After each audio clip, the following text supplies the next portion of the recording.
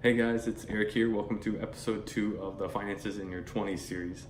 So before we get into the topic today, I just want to announce some changes and things that I'll keep doing to the series just going forward.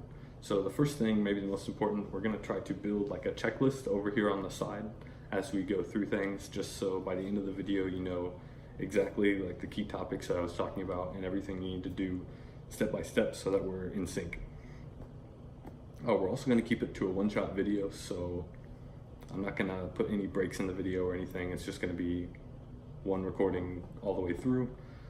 We're going to keep it concise and short so we don't waste your guys' time and we get straight to the point.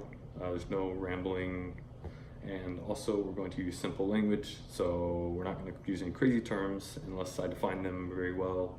And we're also not going to use any like crazy metaphors like your checking account's like a bear or something that like doesn't make any sense. All right, so today it's all about checking accounts and a little bit about debit cards also. So what is a checking account? A checking account is just a simple bank account that holds money. You're gonna need one if you ever want to get paid by your employer or you want to pay a bill, like a credit card bill. Yeah, it's a very useful account. It might be the most important financial account that you ever have just because it enables you to use your money. And it's super simple to set up. You probably just need to either go into a bank and talk to them, or you can probably set it up online too nowadays at most banks. So I just want to tell you guys about some of the things you need to look out for if you're going to open a checking account, or if you already have one open and you're wondering like why you're paying some fee for it or something. So the first topic is going to be fees. So one thing to look out for is that some checking accounts charge a monthly fee, and usually this fee maybe doesn't seem like a lot. It might be $5 to $10, but that adds up over time, and you don't want to have a checking account with a fee. Sometimes these fees are based on different conditions, such as maybe when you're a student, they usually get waived, but once you graduate, you might have to start paying a fee. So you might want to check into your bank account if you're a student and see if you'll have to start paying a fee for your checking account when you graduate. Sometimes they'll remove the fee also if you meet a certain condition, like you have for example, one of the Bank of America accounts I saw, if you have a minimum $1,500 balance, they'll waive the fee. But are you always going to have $1,500 in your checking account? I don't know. So it seems like it's best to just have an account that doesn't have any fees and there's no conditions to make sure that there aren't any fees. For example, I use Charles Schwab. It's called the investor checking account, and there's no fees associated with the account no matter what. Even if I had $0 in my account, they would not charge me any fees, and I'm not a student or anything special like that. Okay, so the second point would be to consider, do you want a brick and mortar bank versus an online bank? So what I mentioned, my Charles Schwab account, that is an online bank. And what that means is they don't really have that many physical locations. And at the physical locations they do have, you can't go and deposit, for example, just like cash, which is maybe one of the biggest cons that I've experienced in my few years of having this thing open. If you want to deposit cash with that method, like with an online bank, you're gonna go need to get a money order from somewhere like Walmart, which is like equivalent to a check, and then deposit it, which makes things just a little more complicated. But on the pros for the online bank, they'll waive like ATM fees. So for example, I get international ATM fees reimbursed at the end of every month, which is really nice.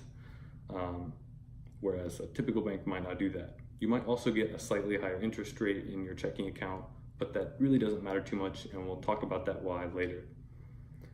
So maybe the last thing you might want to consider is, and this is like a very small consideration, but whenever you get a checking account, it's associated with a debit card. So a debit card is just, it looks like a credit card, you know, and whenever you spend money with it, the money comes directly out of your bank account. But what you might not notice is that your debit card is also tied to a credit card company. So it's not just, for my account, it's not just me and Charles Schwab. Visa is also a part of this. So my debit card is a Visa debit card. So that means I can use it anywhere Visa is accepted. And for Visa and MasterCard, that's pretty well and fine. But say you have a debit card that's like a Discover card, those aren't as widely accepted necessarily. So if you do open a checking account that has a debit card that's not backed by Visa or MasterCard, but by another credit card company, you might want to have another method of payment with you, cash or another card that's a Visa or MasterCard, just to make sure that you'll be able to pay for whatever you want to buy.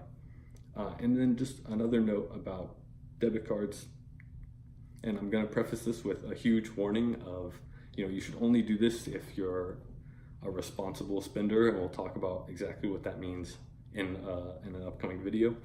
But you'll eventually want to transition to paying everything basically with a credit card, all of your just daily normal expenses, rather than so with a credit card rather than your debit card.